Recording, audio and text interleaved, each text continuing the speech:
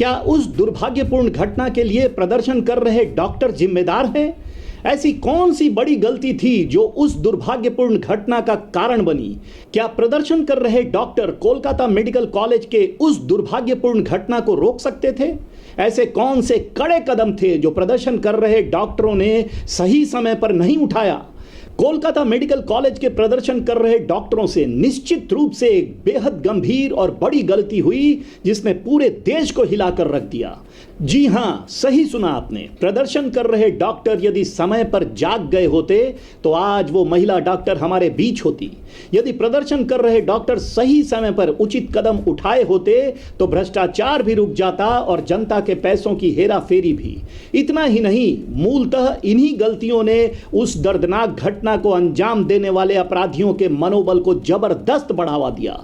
घटना को अंजाम देने में इन गलतियों ने महत्वपूर्ण भूमिका निभाई, परंतु प्रदर्शन कर रहे डॉक्टरों की कौन सी ऐसी गलती थी जिसने अपराधियों और भ्रष्टाचारियों के हौसले को पूरी तरह बुलंद कर दिया था? इस वीडियो में हम उन सभी प्रमुख मुद्दों पर चर्चा करेंगे।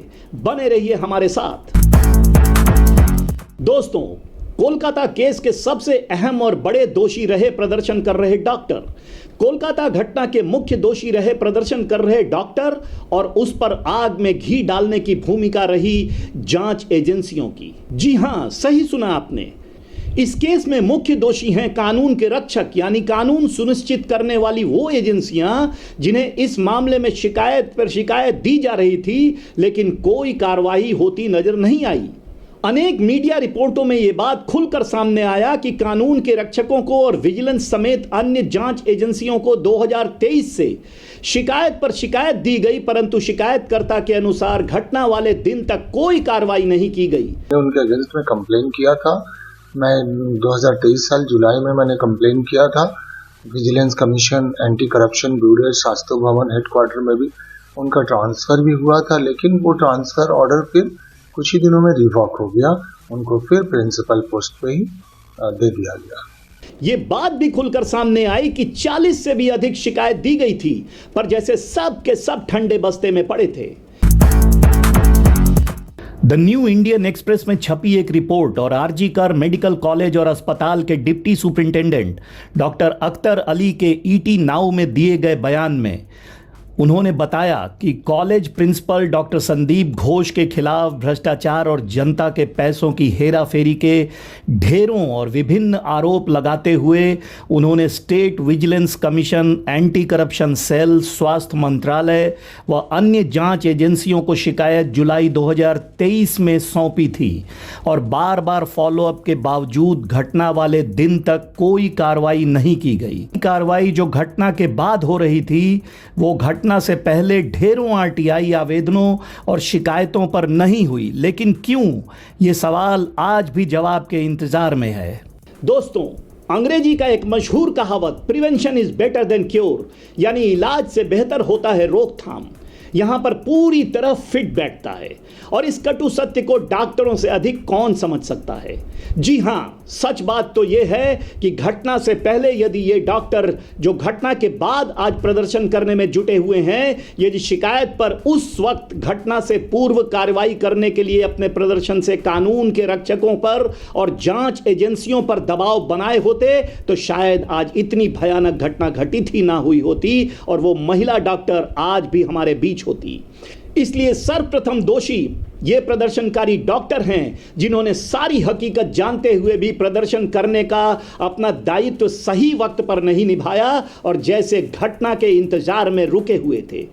दोस्तों, अंग्रेजी में एक और कहावत है जो पूरी तरह सच है और इस घटना के जांच के संदर्भ में पूरी तरह खरा उतरता है।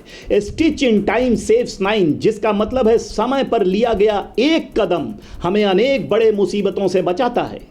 दोस्तों, कॉलेज में चल रहे करप्शन और फाइनेंशियल इर्रेगुलरिटी और छात्रों को धमकाए जाने की शिकायत पर यदि कानून के रक्षकों एवं जांच एजेंसियों ने बिना किसी भेदभाव समय पर कार्रवाई किया होता तो आज जिस घटना को लेकर हम सब इतने दुखी, चिंतित और परेशान हैं, शायद ऐसा कुछ भी ना हुआ होता। So for how long was 2-3 years at least. So this is from RGKar or from medical colleges across West Bengal? These are mostly from RGKar Medical College. So this was informed to the Chief Minister, to the Governor, and no action was taken? The complaints, we have heard that vigilance complaints were pending against Dr. Sandeep Ghosh. We have heard one Deputy Super, Mr. Akhtar Ali's complaint. You all know. There was other RTIs from different organizations and different doctors. There were many complaints pending against him. These complaints were given to Shastra Bhavan, to the RTI authority, to governor, all the appealing authorities. And absolutely no action was taken on any of them. No, till now, no action was taken against Dr. Sandeep Ghosh. Even routine transfer was revoked repeatedly. Saturday we met Seema Madam in CGO complex of CBI as a deputation, as a representative of Joint Platform of Doctors. There we committed that we will submit all the documents, all the complaints, all the answers from RTI or Shastra Bhavan, what we got over the years, what my colleagues got over the years from the government or other authorities. We will submit a compilation of that. We have already submitted digital complaints. I have come to drop the hard copies. इसलिए जब मैं कहता हूं कि महिला doctor पर ऐसे अकल्पनीय कार्य को निश्चित रूप से रोका जा सकता था, तो ऐसा निश्चित रूप से पूरी तरह संभव था। जब मैं कहता हूं कि इस अकल्पनीय और अप्रिय घटना के घटित होने में प्रदर्शन कर रहे डॉक्टरों और कानून के रक्षकों की बड़ी भूमिका थी, तो निश्चित रूप से इनकी बड़ी भूमिका थी, और इस वीडियो में साक्ष्य के साथ आप देखेंगे कैसे थी। तो बने रहिए हमारे साथ और देखिए हम खुद अपनी छोटी सी गलती के कारण, ऐसे गंभीर मुद्दे पर चुप रहकर और नजरअंदाज करने के कारण हमें कैसे कई बार कितना बड़ा नुकसान उठाना पड़ जाता है। हमारी चुप्पी और समय रहते कदम ना उठाना हमें कई बार भारी पड़ सकता है।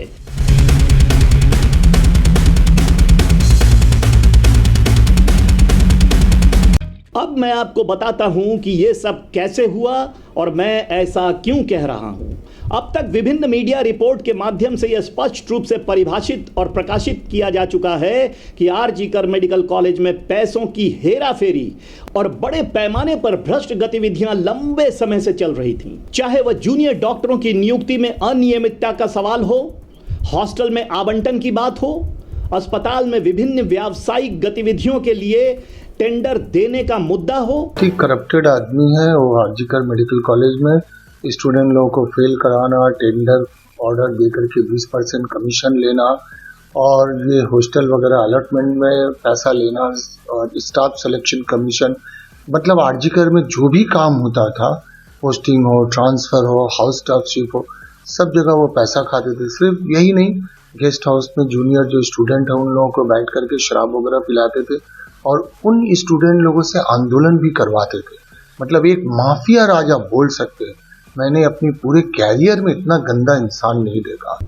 जो भी व्यक्ति इस भ्रष्टाचार और फाइनेंशियल इर्रेगुलरिटी का हिस्सा नहीं था, उसे किसी न किसी अनचाहे खतरे का शिकार होना पड़ा या किसी अप्रिय घटना का सामना करना पड़ा। यह भी अब छिपा नहीं है कि हाल ही में हुए घटना ने, जिसने एक प्रतिभाशाली और मेधावी महिला डॉक्टर को उसके माता पिता से छीन लिया, ऐसी अप्रिय घटना अस्पताल में पहली घटना और अस्पताल में घटित होने वाली अकेली घटना नहीं थी। जी हां, सही सुना आपने। विभिन्न मीडिया रिपोर्ट में इस कठोर सच्चाई को उजागर किया जा चुका है। इसमें से एक है डीएनए न्यूज, जिसमें प्रकाशित रिपोर्ट में इस तथ्य को स्पष्ट रूप से सामने रखा गया कि कोलकाता मेडिकल कॉलेज की 9 अगस्त 2024 की घटना से पहले भी कई ऐसी घटनाएं रिपोर्ट की गईं। आश्चर्य की बात है कि इन मामलों में से अधिकांश को स्वयं अपने ही हाथों अपनी जान को खत्म करना बताकर मामले को रफा दफा करने की कोशिश की गई थी, और ऐसा ही कुछ शुरुआत में इस वर्तमान मामले में भी करने की कोशिश की गई। डीएनए न्यूज की रिपोर्ट बताती है कि पीड़ितों के माता पिता और परिवार के सदस्य पूरे विश्वास के साथ कहते रहे कि पीड़ित किसी भी हाल में खुद अपनी जान नहीं ले सकता, लेकिन शायद उनकी एक न सुनी गई, लिहाजा इन मामलों को डीएनए न्यूज द्वारा अनसुलझे रहस्य बताकर पेश किया गया। पहले आप डीएनए न्यूज की इस छोटी सी वीडियो को देखें और फिर मैं मामले पर आगे चर्चा करूंगा। कोलकाता के आरजी कर मेडिकल कॉलेज की कहानी अब एक नई ट्रेजेडी के साथ फिर से सामने आई है। The rape and murder case of a 31-year-old doctor has shocked the whole nation. क्या आपको पता है कि ये पहली बार नहीं है जब आरजी कार मेडिकल कॉलेज में किसी तरह की मिस्टीरियस डेथ हुई हो।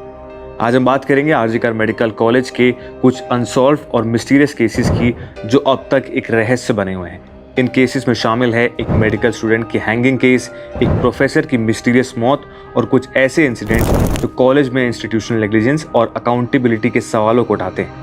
इससे पहले अस्पताल में 2001 में सौमित्र विश्वास, स्टाफ सुसाइड केस 2003, 2016 में एक प्रोफेसर की रहस्यमयी मौत, 2003 में एक इंटर्न की मौत, 2020 में पौलोमी साहा की मौत। इन रीसेंट ट्रेजेडीज और अनरिजॉल्व केसेस ने आरजी कार मेडिकल कॉलेज के नाम को एक डार्क शैडो के अंदर डाल दिया है। इंस्टीट्यूशनल नेग्लिजेंस और डेथ के प्रॉपर इन्वेस्टिगेशन ना होने के इल्जाम लगाए गए हैं। कोलकाता के आरजी कार अस्पताल में घटने वाली ऐसी अप्रिय घटना पहली और अकेली घटना नहीं थी। यहां ध्यान देने वाली बात यह है कि इतना गंभीर मामला वर्षों से अनसुलझा कैसे रह सकता? क्या यह संदिग्ध नहीं लगता? खैर, यहां पर चर्चा का विषय यह नहीं है, इसलिए हम फिर से मूल विषय पर आते हैं। इस मुद्दे पर प्रदर्शन कर रहे डॉक्टरों पर लगातार गंभीर सवाल उठ रहे हैं। क्या जूनियर डॉक्टर्स, नर्स, अन्य डॉक्टर और अन्य स्टाफ पिछली घटनाओं से अवगत नहीं थे? क्या उन्हें अस्पताल में लंबे समय से चल रही पैसों की हेराफेरी की जानकारी नहीं थी? क्या ये लोग कॉलेज और अस्पताल में लंबे समय से चल रही उच्च स्तर पर भ्रष्ट गतिविधियों से अवगत नहीं थे? क्या उन्हें विभिन्न अवसरों पर दी जा रही धमकियों और चेतावनियों का पता नहीं था? क्या उन्हें पता नहीं था कि कॉलेज में चल रही अवैध गतिविधियों से महिला डॉक्टरों को बड़ा नुकसान हो सकता था? क्या उन्हें कॉलेज में भ्रष्टाचार, पैसों की हेराफेरी और धमकी के मामले में दी गई 40 से भी अधिक शिकायतों के बारे में जानकारी नहीं थी? बड़ा सवाल यह है कि क्या कोलकाता मेडिकल कॉलेज की घटना का विरोध कर रहे डॉक्टरों का यह कर्तव्य नहीं था कि वे घटना से पहले ही कानून के रक्षकों को और जांच एजेंसियों से संपर्क कर उन्हें तुरंत कार्रवाई करने के लिए मजबूर करते? अब जो डॉक्टर इस घटना के खिलाफ प्रदर्शन कर रहे हैं, क्या यह उनका नैतिक दायित्व नहीं था कि वे कॉलेज में चल रहे भ्रष्टाचार, पैसों की गड़बड़ी, हेराफेरी और धमकी के खिलाफ पहले ही आवाज उठाते? क्या यह डॉक्टरों की नैतिक जिम्मेदारी नहीं थी कि उन 40 से भी अधिक लंबित शिकायतों की जांच के लिए आज की तरह सड़कों पर उतरते और कानून के रखवालों और जांच एजेंसियों को कठोरतम कार्रवाई करने के लिए दबाव बनाते और मजबूर करते?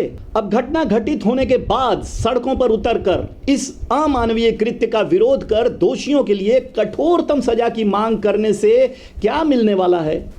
अब जब घटना घटित हो चुकी तो कार्रवाई जल्दी हो या देर से क्या ही फर्क पड़ जाएगा?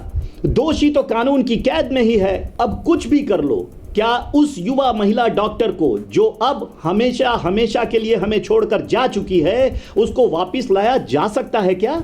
हाँ, लेकिन यदि यही प्रदर्शन घटना के घटित होने से पहले ही कर विरोध जता दिया जाता और तत्काल कार्रवाई की मांग कर दी गई होती और यदि कानून के रक्षकों और जांच एजेंसियों द्वारा जांच का काम समय पर कर दिया गया होता, तो शायद वो महिला डॉक्टर आज हमारे बीच होती।